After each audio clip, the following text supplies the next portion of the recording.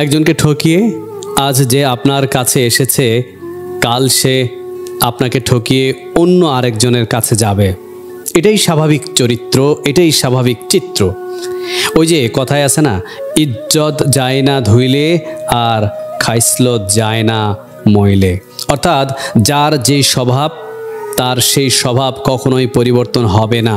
ভেতরে ভেতরে মানুষটা একই রকম থাকে সারা জীবন, একই রকম থেকে যাবে সারা জীবন। উপরে উপরে হয়তো ভালো হয়ে যাওয়ার অভিনয় করবে, কিন্তু ভালো আর তাদের হয়ে ওঠা হবে না কোনো দিন।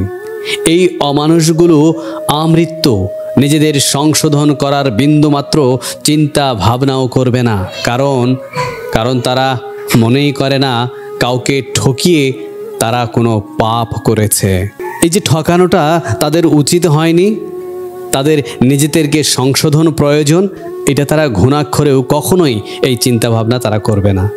এই যে যাকে ছেড়ে সে আপনার কাছে এসেছে, কি ভাবছেন তার সাথে ঝগড়াঝাটি করে কিংবা তার কোনো দোষ অথবা দুজনার মধ্যে কোনো ভুল বুঝাবুঝির কারণে তাকে ছেড়ে আপনার কাছে এসেছে?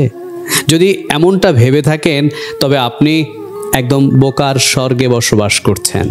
কেননা কম বেশি সব সম্পর্কেই ঝগড়া ঝাঁটি, মনোমালিন্য, এটা সেটা লেগেই থাকে। তাই বলে প্রকৃত ভালোবাসা মানুষটি সামান্য বিষয়গুলোকে কেন্দ্র করে ছেড়ে যায়, আসলে তারা প্রকৃত ভালোবাসা উপলব্ধি করতেই পারেননি। যারা ছেড়ে যায় তারা যাদের স্বভাবটাই নিত্য নতুন ডালে গিয়ে বসা। প্রকৃত ভালোবাসার মানুষগুলো থেকে যাওয়ার আপ্রাণ চেষ্টা করে, ছেড়ে যাওয়ার জন্য কখনোই অজুহাত খুঁজে না, অজুহাত দাঁড় করায় না। এই ধরনের মানুষরূপী অমানুষগুলো কখনোই কারো জীবনে পুরোপুরিভাবে থেকে যেতে আসে না। সাবান, শ্যাম্পু কিংবা যে কোনো খাবার দাবার প্যাকেটে যেমন এক্সপায়ার ডেট দেওয়া থাকে, একজনের প্রতি মোহ কেটে গেলে এই অমানুষগুলো আমার আপনার জীবনে ঠিক তেমনভাবেই জড়িয়ে থাকে। একজনের প্রতি মোহ কেটে যাওয়ার পর আপনার কাছে এসেছে, আপনার প্রতিও যেদিন তার মোহটা কেটে যাবে সেদিন হয়তো নতুন কোনো ঠিকানায় খুঁজবে। মোদ্দা কথা হচ্ছে, ঠকানো যাদের স্বভাব, এক ডালে বসে থাকা তাদের কাম্য নয়। যারা ঠকাতে অভ্যস্ত, যারা ঠকানোই যাদের স্বভাব, তারা কখনোই একটা ডালে বসে থাকতে পারে না। মানুষের মুখোশ পরে থাকা এইসব